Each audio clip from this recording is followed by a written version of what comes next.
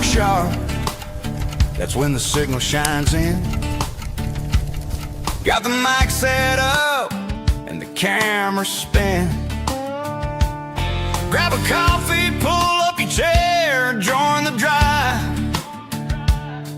'Cause the only place to be on a Monday night at 9 is right here, alive. We're drilling down deep on the legend of fur, the biggest mystery ever did stir. It's Sasquatch Watch Radio. Tune into the same with Gary Kendrick hosting with King. He's heard the howls, he's caught the form's trace, a true seeker leading the chase. Something stirs out in the shadowy wood. Let's uncover it together, just like we should. The team is geared up, the map is laid clear. We bring expert voices where the facts appear. We feature top names on this digital plane, from Meldrum's big theories to Strange Rich Strain. With Lyle Blackburn and Scott Vallet online, we chase the elusive one sighting at a time. It's Sasquatch Watch Radio. Tune into the screen with Gary Kendrick, host of the scene. He's heard the howls, he's seen the dark form, a true eyewitness leading the storm. Something is lurking out in the dark wood. Let's find it together, just like we should. We give you the legends, the truth laid raw, and a unique track for the tale of the law. So subscribe to the channel, heed the lead. We're planting knowledge, pulling up the weed. Yeah, Monday night, 9 Eastern, YouTube Live. Sasquatch Watch Radio, where the quest thrives.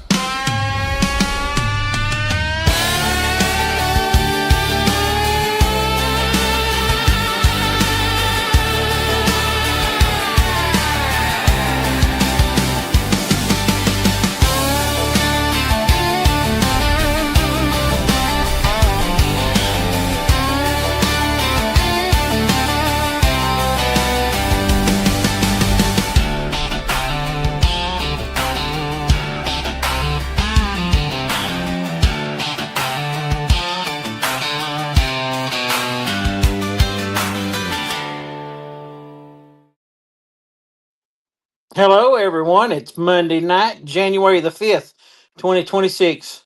Children, last year went by quick. That's all I know to tell you. You're watching Sasquatch Watch Radio, and tonight we have two very special guests coming on. Jeff Vallet from Louisiana will be coming on, who is a close friend of Smoky Crabtree's. Everybody knows him from the Legend of Boggy Creek movies. And at this time, I'd like to bring on our first special guest, Mr. Billy Willard. Hey guys, good to see everybody again. Hope everybody had a great time with their family. I know that a lot of people do that this time of year, so glad to have all of you back. And we had a little bit of a break. Let Gary have a little rest. I think he needed it. Christmas is rough, baby. I love Christmas, but sometimes, we've got a fairly big extended family. Mm-hmm. So we end up doing 5 or 6 different Christmases. Yeah. And my birthday's in December. I have a son that has a birthday in December. My niece has a birthday in December. My great niece has a birthday in December. So we are busy. So I really appreciate the break, for real. I'm sure. Yeah, it's a busy time. It is. Before we get Jeff on here, I wanted to mention a couple things. We have created a sighting report form on our website. So if you go to Squatch Radio, just squatchradio.com, you can now report a sighting, and it doesn't matter where it's at, whatever state it is. And we have such a large network of researchers and investigators around the United States. We can hook you up with someone that can help you if you want some help with that. Doing an investigation or whatever. So just letting everybody know that's on there now on squatchradio.com. And also you can use that form to fill it out even if you want to be a guest on the show and talk about your sighting. So just want to just put that out there, let everybody know what's out there. We also want everybody to subscribe. We're now on Rumble as well. There's some people I have learned that do not like YouTube because it's owned by Google. No, some people just don't like YouTube. So we're now on Rumble, which is a Canadian-based streaming service.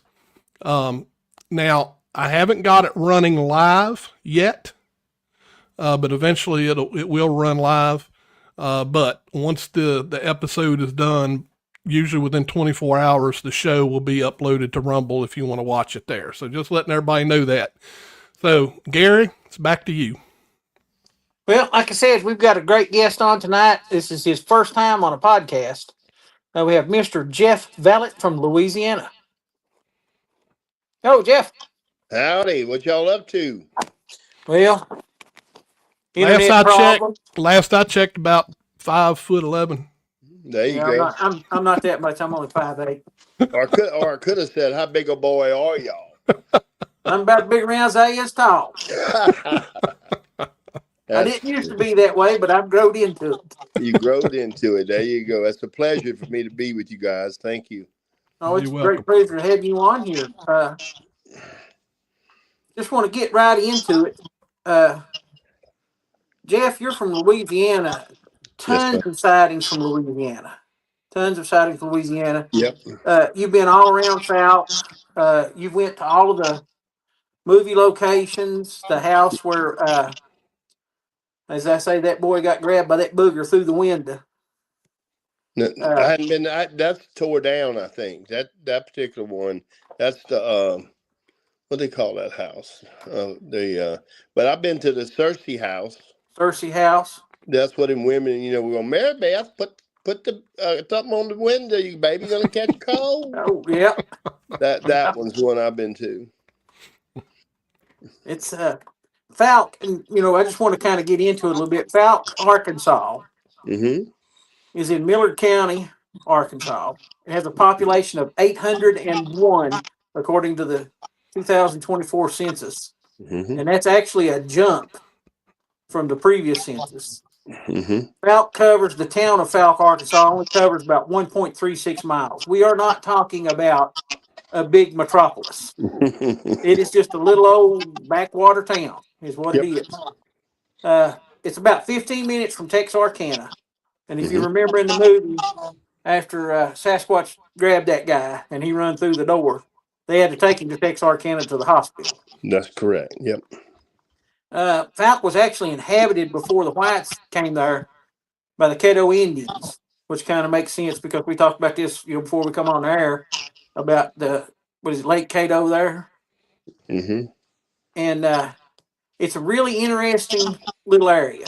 It's swampy. There's not a big population there. It's an ideal spot for Sasquatch. Now, I know you've had some personal encounters with some stuff. Why don't you get into that and tell us a little bit about your personal encounters? Yeah, I will.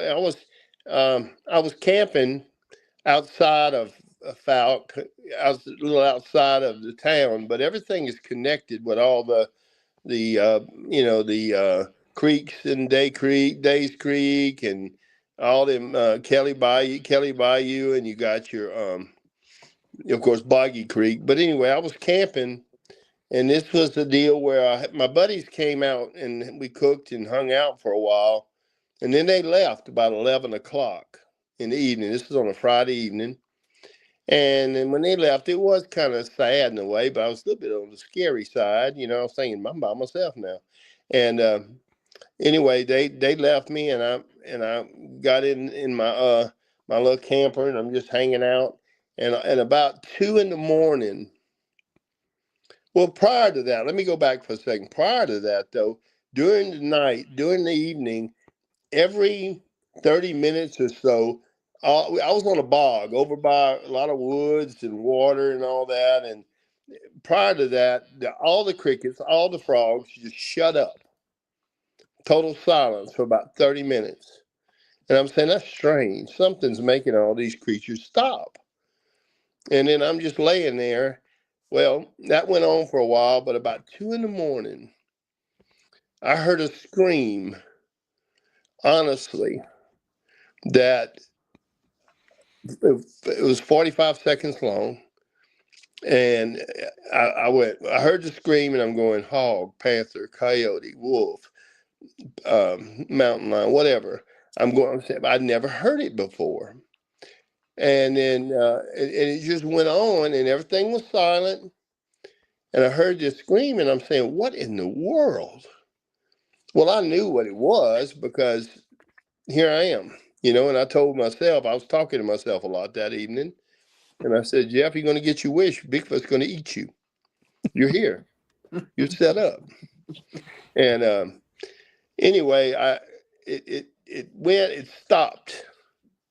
And there wasn't no sound for probably the next 2 hours after this happened. And then I'm going, what? And I didn't sleep anymore, by the way. I just didn't know if y'all knew that. I'm not that much of a manly man. But I didn't sleep anymore after that. But it was weird because I'm going, and so one of my buddies asked me, I told him about it, and they said, why didn't you go in the woods? I said, are you crazy? I said, if Bigfoot don't get me, the hogs would get me, or whatever's out there. They got some creatures at night that could get you. Well, and you know what was funny? I had 2 more nights there, and I didn't hear another thing. Yep. That's usually the way it goes. Yep. It was that one time I was there, I heard it, and I was impressed for sure. But was I afraid? No, I was a little apprehensive, I guess. The next night, you're going, okay, what we're going to get tonight. But it didn't happen again. But it was a 45-minute scream. And I'm going, good grief. And this was right outside of Falk. I've been in a situation where we've heard that kind of scream before. Yep. I'm just going to be honest with you. While that thing was screaming, I stuck my hand down in my pocket and I got a good firm grip on the butt end of that pistol that I had in my pocket. Because if that joker was coming out of the wood, I was not going to go easy into that gentle night. I'm here to tell you now. Yeah. What can you describe the scream a little bit? What did it sound like? It was a shrilly. Then it would go high, and then it would go like real, like intense, like a mountain lion. You know how a tiger, they get that roar in it. Then it would go back to this real, and it just ran. It's like he took a big old breath and just let it out. And I didn't expect it. I wasn't looking for anything. I wasn't trying. I was just there to enjoy being that close to the box. Yeah. And it just drug on and never ended. And I'm gonna tell you, it got my attention. Can you imagine if you're in the woods and you just walking along? I don't know who would do that at night, but not me. I'm not that brave. But it was just an intense scream. It was almost like like in the movie they created the sound, for Boggy Creek. Right. But this was way, way, way, way, way more intense. Yeah. It's almost like you couldn't have created it. It had to come from the monster itself. Mm-hmm. And that really makes you appreciate the lung capacity of an animal that size. And it's not just, it may have been a 5-second scream or something like that, but in that 5-second scream, it had enough volume. I've actually felt like my insides shaking. It got your attention. Yeah. And it's incredible. I mean, that's power. Yep. And that's no other way to explain it, and kind of like in my own personal opinion, I think that is one way that Sasquatch has of showing you, hey, I am this big. Yep. Don't mess with me. Don't mess with me. That's right. That's exactly right. And I don't think I didn't hear any sounds like of anything rustling close to my campsite. Like if there's something close to the woods, it may have been, I don't know how far he would have been away. I don't know. But it was an encounter, and I've been really following Bigfoot for, I guess, 30 years. And this was fun. It's a nice memory. I cherish it. But I stayed 2 more nights and I never heard another thing. And that's something too. If anybody's new on the show or hasn't really spent a whole lot of time out in the woods, we have, and I don't mean it derogatory, but we have a lot of armchair researchers that they do videos and things like that and study Bigfoot that way, and that's fine. If that's what you want to do, that's wonderful. Because there's stuff to be found in that too. But when you're in the woods and then it just turns off, Yep. there's a predator there. Big. It's right on top of it. Yeah. And it is the biggest, baddest thing in the woods at the time. Because everything else is bowing down to it. Yep. And there's been times I swear I believe the wind even shuts off. Yeah. When that happens. It's kind of unnerving. Oh, yeah. Well, Jeff, I'm going to move on to my next question. And this is a really, really strange question, but I try to ask all the guests this because I try to get into their headspace and see what they're thinking. Okay, the question is animal, mineral, or vegetable? Okay, and I'll explain it. Do you think that Bigfoot is a living, breathing animal? Mineral, do you think that Bigfoot might be extraterrestrial or interdimensional? Or vegetable, do you think that Bigfoot is spiritual? Or do you think it may be a combination of any of those? I sincerely believe with all my heart that Bigfoot is an animal. He's an ape. And, I've seen the research on Gigantopithecus, and everything. He's an ancestor when they used to have the land bridge. The creatures could walk across. I think he is an ape. Apes are very family oriented, and they also very nocturnal. And I don't think he has nothing to do with him being some alien or spiritual being that comes and goes. No, or alien or anything. No. Excellent. I'm an animal person myself, but I try to be open minded enough, and that's something that I try to express on the show quite a bit too. Is be open minded enough to listen to everybody's standpoint. We've had people that said, "Oh, it's 100%, it's interdimensional or it's extraterrestrial," and that's fine if that's what they believe. We don't have one tied up down here at the barn, and I go down there and check on it every evening, so I really don't know what it is. Yep. And until we do have one, everybody's just guessing. That's right. I know you had a friendship with Smokey Crabtree from the Boggy Creek movies. Smokey's real name was Julius E. Crabtree. He was born about 1927, and he passed away. I think his birthday was actually April 1927, and he died around January of 2016. And you spent quite a bit of time and swapped stories. Smokey was an author too. Yep. I think his first book was Smokey and the Fount Monster. He wrote one, Too Close to the Mirror, and The Man Behind the Legend. I think the 3 books that he's written. What was your initial interpretation of Smokey? What did you think about Smokey when you first met him? Well, I know this. Smokey was as real can be. He was a kind, warm, sensitive, honest man. He was a good man. And I've been down to his place and seen some of his paraphernalia. I've listened to his stories. Now, again, with the situation with the movie and conversation, I don't know.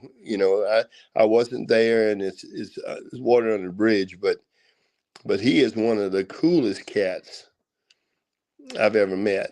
And I've been down there. We talked about the monster. I asked him one time. I said, Smokey, do you really think that in this little town of Falk, Arkansas, there's a creature walking Boggy Creek, terrorizing people at times? Do you really think that is the case? And he said, yes. Enough said. I believe him. Because he's an outdoorsman. His whole family, the Crabtree family, all of them are outdoorsmen. And so he knows everything out in the woods. They trapped, they hunted, they fished, they did whatever. And they just knew the woods like I would know, going outside and getting my mail out the mailbox. he just knew it. And when I asked him that question, he looked at me and kind of tilted his head. He said, "Let me tell you something, Jeff. He's there and he's real." That's all I got to say. You can kind of tell when someone's blowing smoke at you, and he wasn't blowing no smoke.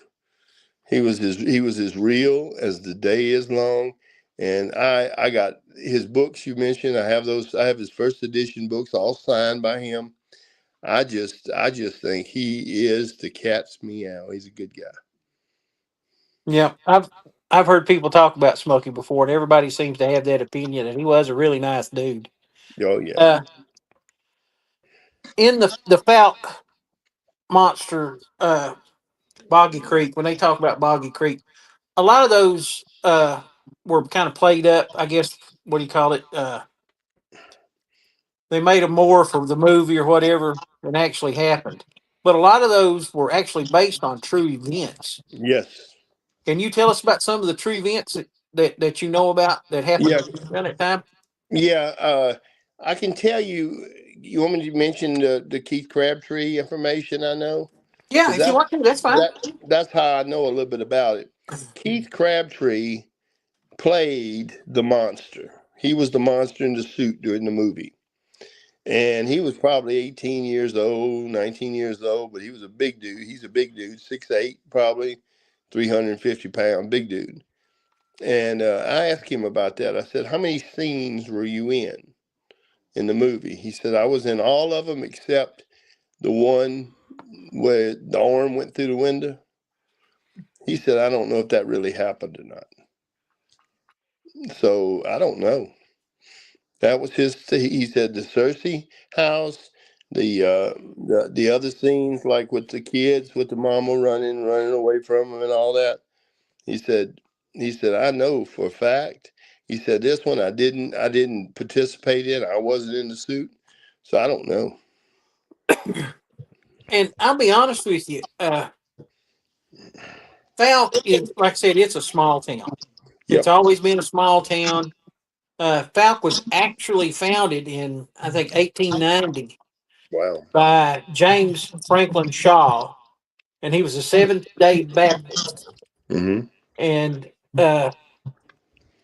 they actually later named the town after a James H. Falk, and he was a Presbyterian, but he was big into the logging industry and things like that. And they later named the town after him, even though it was founded by the Seventh Day Baptists and he was a Presbyterian. They named the town after. This is a little place based Very on good. religion. Everybody there is similar to what I'm, in my town.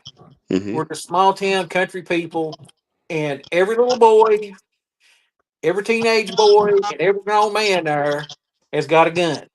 Yep. That is not the place you're going to be running around with some big fur covered suit on trying to scare people, because you're liable to get your hind end shot off. You got one shot, you may die right there on the spot. Yep. And, that kind of lends some of the credibility to the stuff that they talked about in the movie to me. That, like I said, anybody that knows anything about, that type of area knows that you're not going to be running around trying to scare people because you're liable to be killed. That's right. They ain't messing And, around. yeah, they ain't going to find you either. No, they'll bury you while they got you there. Yeah, you ain't going to be found. But, with that being said, I'm sorry. With that being said, how much actual activity do you think that they had around that time that the movie was based on? Well, the movie was filmed, I think, 72. And about that time, mid 70s and all that, there was a lot of activity. And I think what was happening, I don't know what drives the creature. Of course, they said, I think, in the movie, whether it's when the water gets high in the swamps and they can't find food, and so they come closer in. I don't know what his feeding program is, but I'll say that he really, really, I think they were true to script. James B. Pierce was a phenomenal director. He had a good vision. I don't think this was made up. I think these encounters were real. I think they all happened. Now they may have added some fiction in there here and there. Maybe they did to enhance something, Mm-hmm. But but overall, I think the majority of the stuff that went on during that movie and the people, they would always say, when the little kid in the beginning of the movie ran through that field, then he went to that store and said, "Mama needs to come on out here because there's a big old creature hanging out here." Well, I think it was Willie Smith, maybe, I'm not sure, but but and then he eventually the next night or two he had a deal with him. I think that was real because I'll tell you one thing. One thing about Falk, Arkansas, the people there are great. The people there are wonderful. Mr. Denny Roberts from the Monster Mart, he don't own it anymore, but he's a good friend of mine. We've talked about it at length. I went to the museum there in Falk and talked to the curator there of the museum about it. I toured that. They honestly, I don't think they're doing this for tourist stuff. I don't think they're trying to bring in business or people to come in. Now I'm sure I would, if I lived there, I'd have a big old store opened up selling Falk stuff. I ain't gonna lie to you. I'm a marketer myself. But no, I think these are real, honest, true country people who are sharing a town with something big. Mm-hmm. Mm-hmm. And I think, you brought up a good point too. And like you said in the movie, when the water gets high out in the swamps and it gets hard Yep. to find food, they Mhm. do move in closer to town. There's all kinds of reports of Sasquatch feeding out of dumpsters and Yep. things like that, truck stops, restaurants, all that stuff. But we talked off air a little bit too about, the hog situation Mhm. down in Louisiana. And I mean, it's not just Louisiana, it's Arkansas, it's Texas, it's Florida. Mhm. I mean, it's all over. The hog problem is a real thing, and it's incredible. Describe to us a little bit about the what you believe the food sources for Sasquatch would be in that area. Well, the in the movie, they'd always say he follows the creeks, Mm-hmm. and of course, creeks are for every creature in those woods. They're water sources. They're food sources for creatures. They're looking for stuff. I think he eats deer. I think he probably eats rabbits. I'm sure. They everywhere and just grab it and eat. It's like something on the run. Um, but I think he's into that. And I'm sure he eats hogs because in one of the scenes in the movie, one of the guys says he had two big prize shows Mm-hmm. that that was out there, and he said he killed both my hogs. Yep. He said lift them up over the fence. I put them out in the woods to rot. Went back, they're gone. Yep. He said, "What kind of thing will pick up 200-pound hogs and carry them all?" Yep. Well, the Falk Monster will. Yeah, that's right. And Jeff, that's a term I hadn't heard in a long time with choke. That's a mid-aged hog. They're not all the way grown up yet, but they're just about butchering size. Right. Yeah, a show. That's something I ain't heard. That's old-fashioned Appalachian language right there. Yeah, but he said that in the Boggy Creek movie, Yeah. and of course I've almost got it memorized. I don't watch it but once or twice a week, so I don't try to overdo it. My wife said, "What are you watching?" I said, "I'll give you one guess," and and she goes, "Oh my God," and off she goes. But yeah, but I analyze details. Sometimes you got to watch it and catch all those little details. Mm-hmm. Yeah. Oh yeah. 100%. And I mean, that movie has probably launched the career of so many Bigfoot researchers Oh, since absolutely. its inception that it's incredible. I know, like I said, that's one of the things that got me interested in it was I seen it when I was young. It was on TV.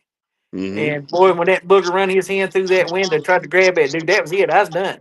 I That lost my got stuff, buddy. He got me. that got your attention. Yeah, that got me right there. But now in the movie, there is one scene, and from everything that I've read, it's a true incident. They had those two couples that lived in that one house, Yep.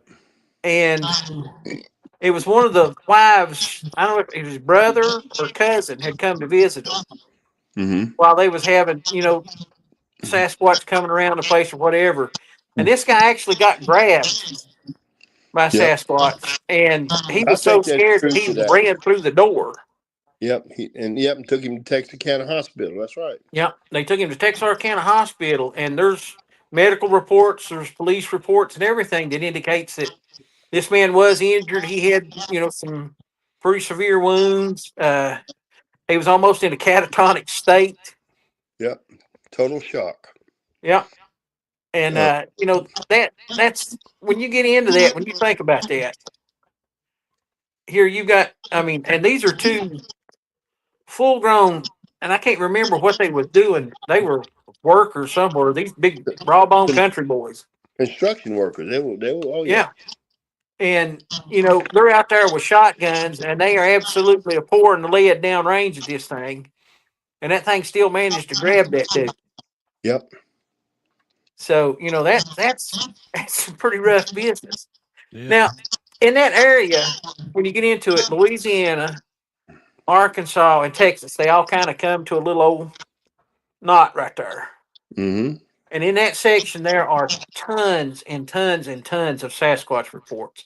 And that little old area right there, what do you think makes that such a hot spot for Sasquatch activities? Well, you always start with food supply. Then you got your temperatures are pretty well. They're not too cold, not too hot, but they can function. The food supply, water supplies, all that factors in, because you can't just say one day they looked around and did some shopping online and decided they were going to move there. Oh yeah. Yeah, they ended up there for a reason, because everything was in line. An animal like an ape, all they got to have their food, they got to have their water, they got to have just a place to settle their family, because I know there's families of them. There's families of them. And so there they are. And that's a perfect, and by the way, Falk, Arkansas is my happy place. I love that place with all my heart. And I love going there and hanging out. And I've got friends there. And you know what? If you've never been to Falk, Arkansas, put it on your bucket list. Go to the Monster Mart. Go around that town. It is the coolest little place. And go eat somewhere at one of the little diners. And it's great. Well, at this time, it's about the halfway point of the show. We do something special for all the guests. Mm-hmm. And Billy has created you a song. And we'd like to play that for you. All right. All right, here we go. Maybe.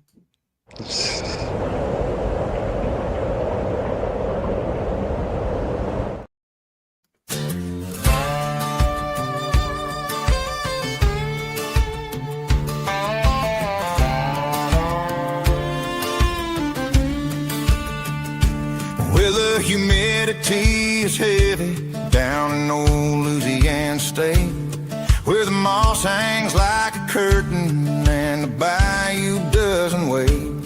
There's a man who knows the thicket, every shadow, every sound. He's been chasing something hidden since his boots first hit the ground. 30 years of looking for a shadow in the pines, reading tracks like they were gospel, searching for the signs. He's a Bigfoot scholar friend. He's paid his dues in mud. Got that wild, mysterious legend flowing through his Cajun blood. He's a man from Louisiana. Jeff Vallet is the name. He ain't looking for the fortune, and he ain't looking for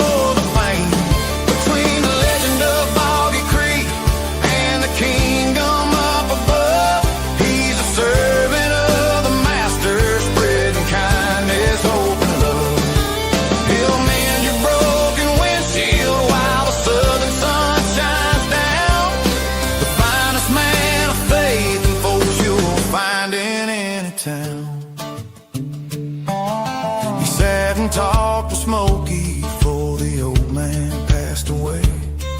He keeps the Boggy Creek connection living to this day. But when he isn't tracking beasts through the bottomland and briar, he's working for the people and he's fueled by holy fire. If a pebble catches glass while you're hauling down the road, Vallet Windshield Repair will help you lighten up the load. He'll fill that chip with resin, make it clear and make it right. Then he'll tell you about the kingdom where there ain't no darker night. He's the man from Louisiana, Jeff Vallet is the name. He ain't looking for the fortune and he ain't looking for the fame. Between the legend of Boggy Creek and the kingdom up above, he's a servant of the master, spreading kindness, hope, and love. He'll mend your broken windshield while the southern sun shines down. The finest man of faith and folks you'll find in any town.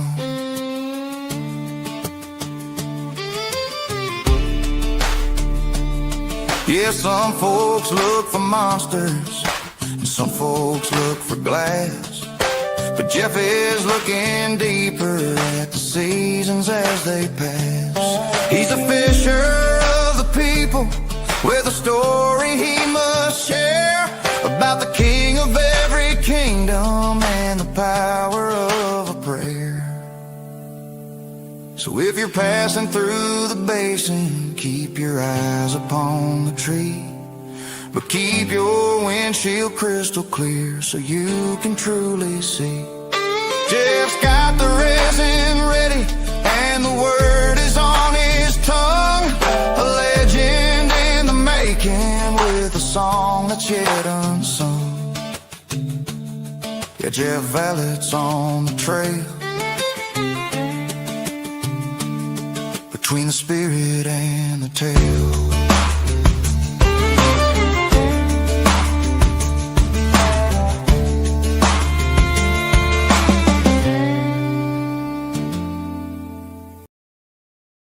There you go. Wow. That was awesome. I am so impressed and I am humbled and I thank you. And I want to know where I can make a record and start selling that. What do you think? Hey, you can sell that. You can tell them it's a special sale when you fix their windshield. Yeah, that's right. So here you got a free CD. That's right. Yeah, that's funny. That is beautiful, brother. Thank you. You're the first person that wrote a song about me. You're welcome. That was awesome. Oh yeah. I'll send you a copy of it. Please. I've got a few thousand people I want to let hear that. So It gets me. It's the best windshield repair in Bigfoot research. That's right. that's it. Yeah, I call the Vallet windshield repair. I call it the Vallet windshield repair experience. So when they come see me, we're going to talk about Bigfoot. So it's an experience. They don't forget it. And most times, I say 99% of the time, they're back. They come back again. Well, I was going to say, I mean, it's the perfect job to have. I mean, Bigfoot throws rocks. I mean, That's right. you'd be out there camping and, And you need somebody to fix it. That's right. Might as well be me. That's right. See, the only thing you need to add to that is you need to open up a dry cleaning business. That way, after Bigfoot throws a rock and cracks your windshield, you can go ahead and get your drawers clean and your windshield fixed. Yeah, a good laundry detergent business or something, right? Yeah, that's right. I mean, it's more. You sit here and laugh about it. There is so many people that get so uptight about the discussion that they get mad when you actually enjoy it and have the opportunity to have some some friendships and some good laughs and things like that. People, that's what makes the world go round. It's 2026. That's right. I've made some tremendous friends that are my friends I made, and they're still my friends, and it's through this. Yeah. Yeah. And that's good. We need connections. We need some things to bring us together. That's Yeah. right. And you know, that's another thing too that I try to preach on the show quite a bit too, is togetherness. You know, Yep. you've got so many people. There's basically three camps in Sasquatch research. You've got Hmm. the animal camp, then you've got the interdimensional extraterrestrial camp, and then you've got the spiritual camp. Right. Okay, I don't care what camp you come from. If you've got something that is valid and needs to be discussed, we're gonna sit down and talk about it. Hmm. I'm not gonna try to force my opinion on you. You know, I'm not going to talk no trash about what you believe. What you experience is what you experience. I can't change that. I wasn't there. I don't know anything about it. Right. But, you know, that's something I always try to say, you know, sit down and just listen to what everybody has to say. Hmm. And, you know, maybe it's just, you know, I'm kind of a small town guy. Maybe that's just part of it. I don't know. But I Yeah. think if everybody took that outlook in this research, it'd be a whole lot better. We'd have a whole lot more done. Small towns are good. Remember, that's where Bigfoot likes to live a lot of time. Yeah. Yeah. Yeah. Yeah. Uh, with that being said, now I'm going to ask you this, Jeff. Hmm. What do you think it will take to prove that Sasquatch is real to people? I hope that no one kills it Yeah. and brings in a body strapped to the back of a truck or whatever. I hope they don't do that. I, I feel that they do bury their dead and mourn their dead, because we know in the animal kingdom that's very common. I just hope that no one goes out there and just starts shooting and killing. Give them a chance. They have a right, and they were here probably before we were here. They go back a long time, and back when we had all the continents were connected with a land bridge, these creatures could walk back and forth wherever, and leave them alone. I think there's a lot of evidence already. It's just the fact that people like to say, well, if I don't see one, I don't believe it. I don't know if there's any way to even deal with those kind of people, but I do know this. I think he's a real, breathing, screaming creature, an ape that's out there, and people mess with him, and people shoot at. Like in the movie, there was scenes where he was shot. Oh, yeah. And I guess if somebody was to shoot me, that'd kind of make me mad. I don't think I'd really be a happy camper, but that's the thing. But I think they're going to have to find and I think they found. There's a Sasquatch museum that's in Blue Ridge, Georgia, or Cherry Log, Georgia, that has tremendous displays of stuff, hands, hair, everything and stuff. It's great. If you've never been to Cherry Log, go to the Sasquatch Museum in North Georgia. It's great. But that place has some tremendous. It is always full. Every time I've been, it's full of people. Yep. So I think there's enough believers that's going to keep it going. But I just don't want people to start thinking, well, they just making all that up. Why? What would be the purpose of just making that up? I'm not trying to make money or anything. I'm just trying to be real and spread the word a little bit on it. And going back in history in that general area, you know, the first written encounter of Bigfoot or Sasquatch, whatever you want to call it, in that area, I think actually was like 1908. Then there Yep. was some in 1916. Mm-hmm. And, you know, before that, thousands of years before that, you know, you had the Caddo Indians that lived there. And they saw stuff. Yeah, and they had records of, you know, stories of Sasquatch and things like that. I don't know what their word for it was. But, you No, know, every Indian tribe in the United States has a name for Sasquatch. they do. And you do not, you know, Native Americans did not name things that they didn't see. If they didn't believe they exist, they Yeah. didn't. Yeah, they weren't doing fantasy stuff. Yeah. They There were was doing. it wasn't made up. You Nope. know, they had to see it. Yep. So, you know, and when you get to looking at all of that, you know, it is a fact. It's there. There's plenty of evidence in it. You know, you was talking about the museum there in North Georgia. Cliff Barrickman has one in Boring, Utah, Right. or Oregon. Boring, Oregon. I'm sorry. Right. It's Boring, Oregon. And he said it's not because Oregon is boring. It's just that's the name of the town, he says. Yeah. But he has that museum there. He has thousands of footprint casts. And now he's got more because they got Jeff Meldrum's. Yeah. So Jeff's all was donated to him. Yeah. Yep. That's good. That's great. Yep. And Jeff had quite a few tracks that had been donated to him too over the years from different people. So he's probably got some originals or maybe even first gen copies of the original Patterson Gimlin tracks that was in that collection. Mm-hmm. But you have the footprint casts. Yep. You have DNA samples that come back as unidentified. Yep. You've got handprints. Yep. Another thing too that we talked about earlier was it Keith that had the body, or was that Smokey? Smokey had a body. Yeah. But I don't know. Keith, what's his first name? I can't think of it right now. Yeah. But I know Crabtree, Smokey had one. I've seen videos of that, and I mean it's pretty intriguing. Did you ever see it?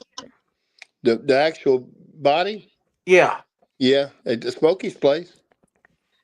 Describe that to us. Tell us a little bit about that, because all I've ever seen is video of it. I've never seen the actual. It was kind of it's kind of a very crude deal.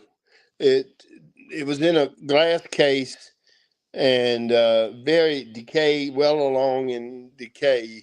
They tried to preserve it. I don't know what they did, but it was on its side. It was kind of a side deal. But yeah, it's a funky looking deal there. But yeah, because Smokey used to tell me, he said, you got to watch when you try to move dead bodies across state lines. He says all kind of laws. And I said, okay. I said, okay, I'm just saying. And he showed, and he said, what do you think? I said, it don't look fake. I promise you that. I said, how tall do you think it was? This one that we had in the case was probably 6-7 foot tall. It may have been a juvenile. Yeah. It could have easily been a juvenile. But it was something. And then I think after that, they lost track of it or something in years that went after that time. So who knows where it's at or who even has it. After that, go ahead. And like I said, I've seen videos of it, and it was, I'm just going to be straight up, it was kind of a gruesome looking thing. It's kind of rough, yeah. There was pieces of like decaying flesh on it. You could see bones. It had a foot structure kind of similar to a human. You can't really tell, like I said, all I've ever seen is the video. I don't know if it had 4 or 5 toes. I'm not even sure. I didn't really analyze it that close. I was just in awe, and then and it kind of got on my nerves. It was stinking. So I kind of got away from it a little bit. It didn't bother Smokey. I guess Smokey was used to it. But that was one of the things I saw. That is incredible. Yeah. In the movie, and in several people too throughout Falk and Louisiana, in that general area, Texas and Arkansas and Louisiana, they report 3-toed tracks. 3-toe. Yeah. I think the original tracks that they found in Falk were 3-toed. I believe. Does that sound right, Billy? I can't remember. I remember there's been a lot of 3-toed though in Louisiana, Mississippi. Because what's that one lady's name? Oh man, Dana Holyfield. Yes. Yeah. The Honey Island Swamp Monster. Swamp Monster. Right. I know Dana. Yep. She's not too far from here. Yeah. That's an unusual characteristic, 3 toes. But then too, now you have North Carolina that had Nobby, I think was what they nicknamed him. And it actually had a crippled foot. Yep. But kind of one of the toes turned under. Yeah, it was really deformed. I think that maybe it got it caught in a trap when it was younger or something. Yep. It had broken and it just healed back. Yeah, and But I think that's what when you had Lyle Blackburn on a few months ago, I think he had mentioned that he thought that it could either be a deformity, maybe a group or yeah, I think whatever. he did talk about that. Now that you Yeah, mentioned that, Bill, yeah, that it was like maybe a some type of trait from inbreeding or something. yeah, Yep. And I mean, there's so many possibilities out there. You don't know. And just based on footprints and stuff that I've seen and stuff like that, the foot will look one way in one track. I mean, it'll be almost identical to a human track when you're looking at it right here. And then the very next step from that foot will look completely different. Mm-hmm. So I don't know if the bones in that foot have that much play in it or what. But I mean, it's really hard to nail it down. Yeah, yeah. because I remember in one of the scenes in Boggy Creek, the two boys were fishing, Yeah. and what they saw when they were fishing was like a three-toe looking deal on that bank. It was a little wherever they were fishing from. Mm-hmm. Mm-hmm. Yep. Jeff, what do you think is like the best piece of equipment to take with you when you're out in the forest and you're looking for Bigfoot? Best piece of equipment. I would say, you got a camera. Everybody's got a phone, so in most cases they've got their camera. Keep your eyes pierced, looking at things, analyzing, looking for, the breaks, the patterns of trees. Sometimes they'll break up something to make it look like the little hut or whatever. But guns, I do have a couple guns, but I wouldn't take them to go see Bigfoot because I don't want to hurt Bigfoot. And I know there's other things out there, but I'm not going to go out that late at night anyway. But I'd have that. Bring you a notepad. You may want to bring you some of that plaster cast in case you run across a footprint or two. Yeah. And then you can make you a cast of it, let it sit, and go get it a few hours or whatever later. Yep. Yeah, I'm a big fan of the notebook now. That's something that I never really did before. Mm-hmm. And I'm trying to work on that, now to make sure that I've got good notes and things like that of what we're going on, weather conditions, Mm-hmm. and just basic stuff, temperature, what the terrain was like, things like that. Right. But a notebook and something to write with, I think, is really important. Flashlight. Oh, got to have a flashlight. Yeah, and not your phone flashlight. We talked about this once before. Remember, Billy? Yep. Your phone is not a flashlight. No, it is not. Because it will run down on you so fast. Yeah. Yeah. Yep. It's a big world out there, and there's a lot more dangerous stuff in the forest than Sasquatch. Oh yeah. And I'm sure there's a lot of, and I'm not sure about your area, but I'll just use my area for example here. There's a lot of chemical dependency Oh in this yes. area, and I think it's fairly common all throughout rural America. But there's a lot of homeless now Mm-hmm. throughout my area. Yep. And I think they probably some really good encounter stories. But that Sure. falls into the point of whether you can believe it or not. not. Yeah. I'm pretty aware of this too. One of the seminars I went to on Bigfoot, this is 4 or 5 years ago, one of the guys got up there and was talking, and believe it or not, I didn't expect him to go this way. He says, if you're in the woods, he said, if you walk up on a meth lab, you got a problem. Yeah. Because they'll kill you and bury you right there. Yep. And he said, so just know your surroundings, know the areas where you're at, be familiar with them. Don't be crazy. You ain't got to go and be the hero, but if you walk up on a meth lab and they doing something that illegal and they're making it and they don't want to stop, they're going to kill you. Yep. And so he said, you don't want to get killed while pursuing Bigfoot. Mm-hmm. That's true. We talked about that, I think, last Christmas. Mm-hmm. We had those two guys in Washington, wasn't it, Billy, that Yep. died from exposure. Yeah. Mm-hmm. know your area, know where you're at, take a few things, some food, some water, whatever. Take some stuff with you. Don't go unprepared. And with that being said, too, in your encounter story where you talked about the scream, you said you sat there and thought to yourself, well, is it a coyote? Is it a wolf? Is it a hog? Is it this? Is it that? Is it this? That's something else that I try to teach people too, is know what the animals in that area sound like. That's right. If you're in the woods enough, you should know. Mm-hmm. And because I was trying, my rational mind was trying to say, okay, what is it I'm listening to here? Wasn't trying, and your mind just went through that. It went through a cycle of, I don't know, 10 or 15 creatures, and it wasn't any of those. Yeah. And I'm going to tell you right now, too, foxes can make some of the weirdest noises you have ever heard. Yeah, I've heard them. Mm-hmm. Yeah. I've heard them. Everything from like a bird song almost to screaming. Yeah, they're crazy. But, that's important, too. A lot of people aren't aware of it, but throughout, I'm not sure, do they call it a Chefalaya? Through there, there's actually a red wolf population that's actually thriving in that area. Mm-hmm. And that's something else that people need to be aware of. There are animals that historically have been extinct for a long time that are in these areas now. They're coming back. Yeah, and coming back hard. Mm-hmm. The red wolf has been a big, especially in that Louisiana kind of Arkansas, Texas area. They have done remarkably well.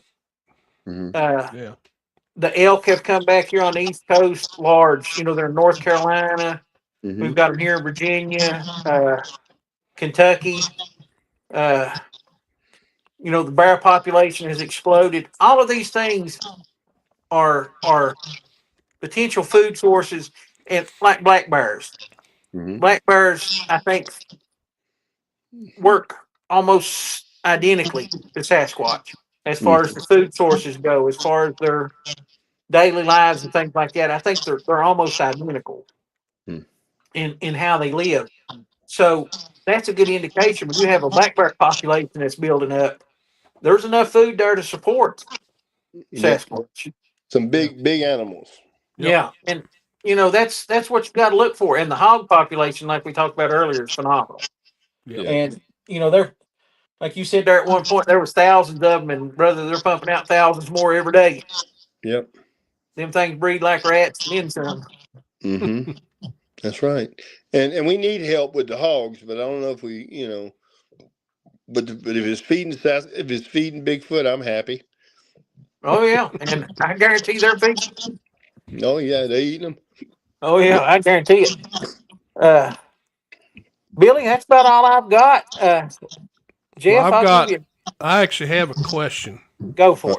I'm Jeff, I'm curious because I know how it is on my end.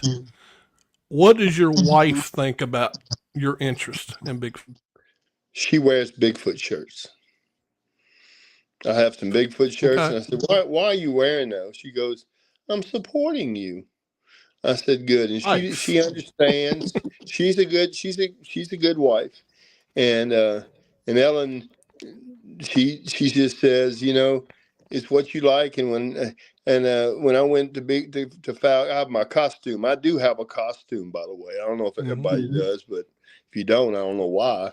But when I put my costume on, she takes me places, and we just have a blast. Just, people take pictures and all that. No, she's very supportive. Yeah. All right, very good. My wife don't want nothing to do with it. See, it's just you got to know how to pick them.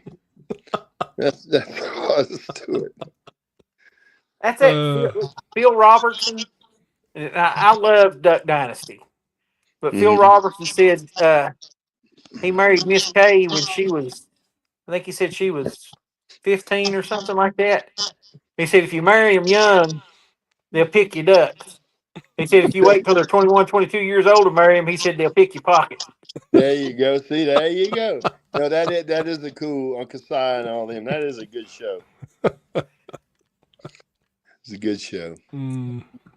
Yeah, I All loved the right. Duck Dynasty. That was awesome. Yep.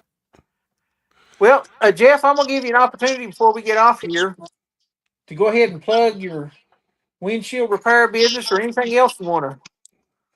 All right, I'll say it. I have a windshield repair business. I fix rock chips and windshields. If you're in the Baton Rouge area, I don't go too far, but I'm in the Baton Rouge area, and I'm not very expensive. I've been doing it a while. Some people call it I perform magic on their windshields. Some people say I wouldn't let anyone touch my windshield but Jeff. So I'm humbled.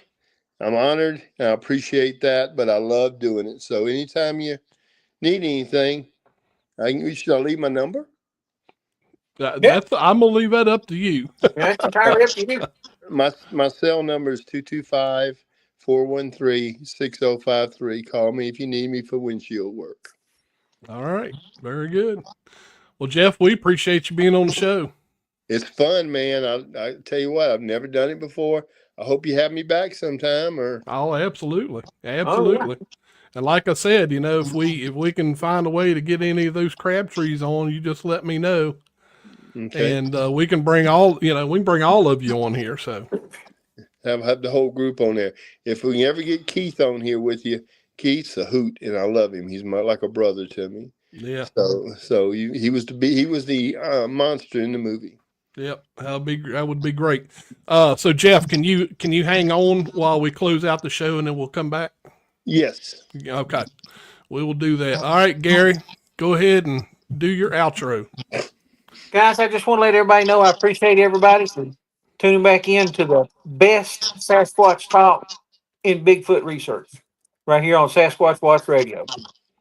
I try to have people on the show that have something important to say, some valid information, or people that are just good people in the field. I try to have interesting guests and interesting talk, and I appreciate each and every one of y'all that tune in. The show is not for me. The show is for you guys, and I hope y'all enjoy it. And I hope everybody has a wonderful new year this year, 2026. Let's just try to strive to be better to each other and be better at what we do. And with that being said, I want to thank everybody and say good night. Y'all have a good evening. Y'all have a good evening, and we'll see you next Monday night, 9 p.m. Eastern. Don't forget to hit that subscribe button. Good night, everybody. Thank you for joining us for another episode of Sasquatch Watch Radio. We are incredibly grateful for our community. Because of you, we've surpassed 6,700 subscribers and continue to grow every day. Our mission here at SWR is simple: to provide a platform for honest, down-to-earth discussions about Bigfoot, free from drama and ridicule. If you've enjoyed the show, please help us spread the word. If you're interested in being a guest, you can reach us via our Facebook page, our YouTube channel, or by emailing us at sasquatchwatchradio@gmail.com. Be sure to subscribe to us on YouTube to access our full archive dating back to 2008 and to stay updated on all upcoming episodes. If you've had a sighting or an encounter you'd like to report, let us know. We have a network of researchers across the United States ready to assist. You can now find us on YouTube, Facebook, and Rumble. Please leave us a comment and let us know what topics you'd like to hear next. We'll see you next Monday night at 9 p.m. Eastern. Until then, keep on squatching.